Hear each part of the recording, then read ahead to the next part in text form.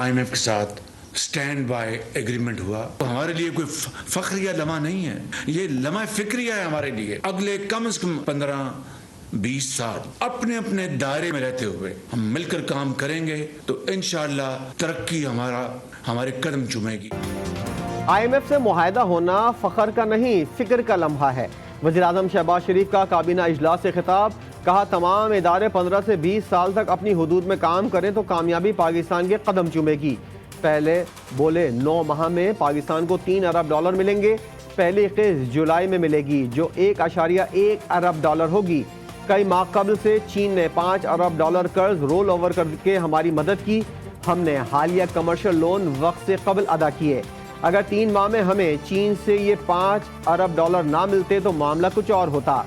سعودی عرب نے $2 ارب کی ہمیں یقین دہانی کرائی ہے، جس میں ہمارے سپہ سالار کا بہت بڑا کردار ہے۔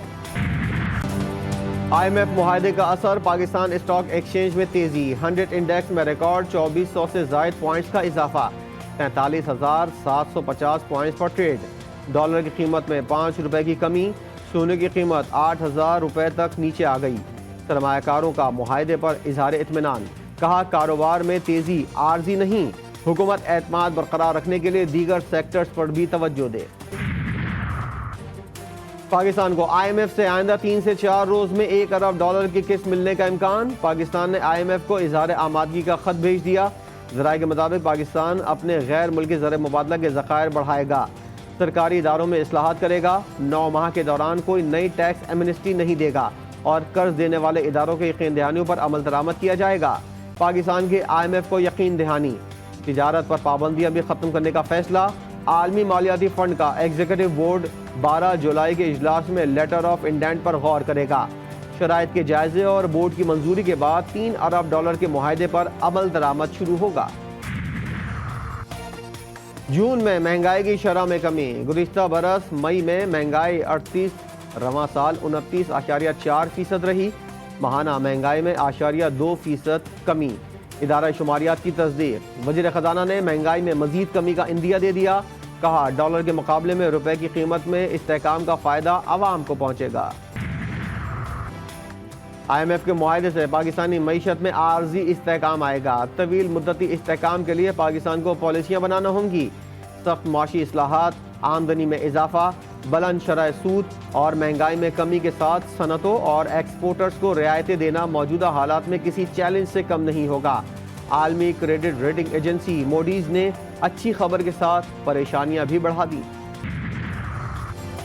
حکومت نے 8 مہینے بہت مشکل میں گزارے، وزیر خزانہ کا IMF اسٹینڈ بائی معاہدے پر رد عمل، کہا وزارت خزانہ کی ٹیم کو بھی یقین نہیں تھا کہ معاہدہ ہو جائے گا، وزیراعظم شہباز شریف اور مجھے 100% یقین تھا کہ آخری ہفتے میں معاہدہ ہو جائے گا،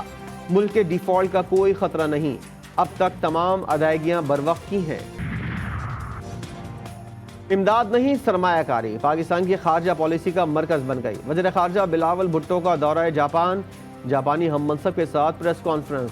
سرمایہ، تجارت اور مختلف شعبوں میں تعاون بڑھانے پر اتفاق، سیلاب متاثرین کی مدد پر جاپانی حکومت کا شکریہ ادا کیا، کہا پاکستان افرادی قوت سے مالا مال ملک ہے، نجی شعبہ دو طرفہ تعلقات میں کلیدی کردار ادا کر سکتا ہے۔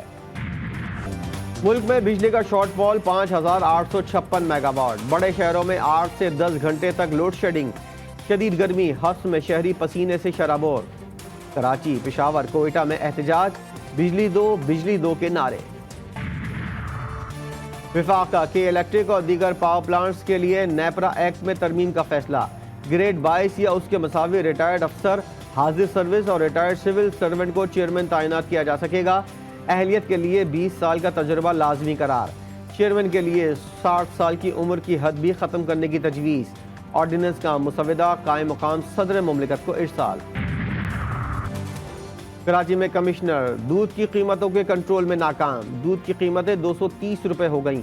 دودھ فروشوں اور ڈیری فارمرز کا قیمتوں میں کمی سے صاف انکار، پنجاب حکومت کا ملاوٹ شدہ دودھ بیچنے والوں کے خلاف بھرپور کارروائی کا فیصلہ، لائسنس منسوخ اور اشتہاری قرار دینے سمیت سخت تادیبی کارروائی ہوگی۔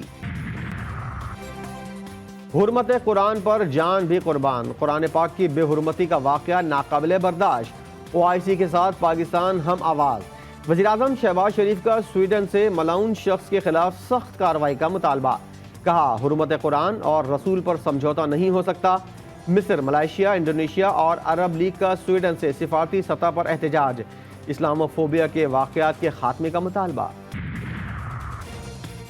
شہداء کی یادگار ہر جگہ ہونی چاہیے، قائم مقام صدر صادق سنجرانی کا خط میں وزیراعظم شہباز شریف سے مطالبہ،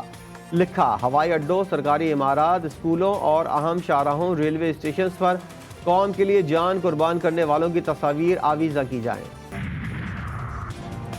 سابق وزیراعظم نواز شریف کا نون لیگ کو متحرک کرنے کا مشن، تحریک انصاف کا توڑ کرنے کے لیے نون لیگ یوتھ ونگ کی اثرانہ تشکیل کا فیصلہ، چیف آرگنائزر مریم نواز کو ٹاسک سونپ دیا، نوجوانوں پر توجہ دینے اور انہیں اسمبلیوں میں لانے کی حکمت عملی مرتب کرنے کی ہدایت، نواز شریف کا کل دبئی سے جدہ روانگی کا امکان۔ جہانگیر ترین لندن سے لوٹتے ہی سیاست میں متحرک، استحکام پاکستان پارٹی کو پنجاب اور پختونخوا میں مضبوط بنانے کا مشن، پرویز خٹک سے ایک اور رابطہ، سیاسی حکمت عملی واضح کرنے پر پختونخوا اور مرکز میں بڑی ذمہ داری دینے کا امکان، عبدالعلیم خان کو پنجاب، علی زیدی اور عمران اسماعیل کو سندھ میں پارٹی کو فعال کرنے کا ٹاسک سونپ دیا۔ وزیر اطلاعات سندھ کی چیئرمین پی ٹی آئی پر تنقید، شرجیل انعام میمن نے کہا تحریک انصاف کو مرضی کے ججوں سے فیصلے لینے کی عادت ہے، انصاف سے خوف زدہ جماعت عوام کے لیے مسائل ہی پیدا کر سکتی ہے۔ پاکستانی کوہ پیما ڈاکٹر آصف بھٹی نانگا پربت میں پھنس گئے، لاپتہ کوہ پیما آصف بھٹی اسلام آباد یونیورسٹی میں پروفیسر ہیں، کوہ پیما ان کی ٹیم نے حکومت سے مدد کی اپیل کر دی، نانگا پربت سر کرنے کی کوشش میں ہسپانوی کوہ پیما ہلاک۔ نگلیریا کراچی کے بعد لاہور بھی پہنچ گیا، سروسز اسپتال میں نگلیریا کے مریض کی تصدیق، 30 سالہ مصطفیٰ شفیق میں وائرس کی تصدیق کے بعد شہر میں الرٹ جاری، محکمہ صحت کی شہریوں سے ناک میں پانی نہ ڈالنے کی اپیل۔ تہوار سے پہلے مار دو، بھارت میں انتہا پسندوں کا مسلمان ڈرائیور پر عید الاضحیٰ پر بے ایمانہ تشدد، ریاست بہار کے جلال پور تھانے کے سامنے گائے ذبح کرنے کا الزام لگا کر مسلمان ظہیر کو قتل کر دیا، ٹرک نظر آتش، پولیس خاموش تماشائی بنی رہی۔ ملک بھر میں بادل برسنے کا سلسلہ شروع ہو گیا، مونسون کا سلسلہ 8 جولائی تک جاری رہنے کا امکان، کراچی میں 7 اور 8 جولائی کو جم کر بادل برسیں گے، محکمہ موسمیات کی پیش گوئی، بارکھان، لزویلا، ڈی آئی خان، ملتان، سکھر اور حیدرآباد میں بھی بارشوں کا الرٹ جاری۔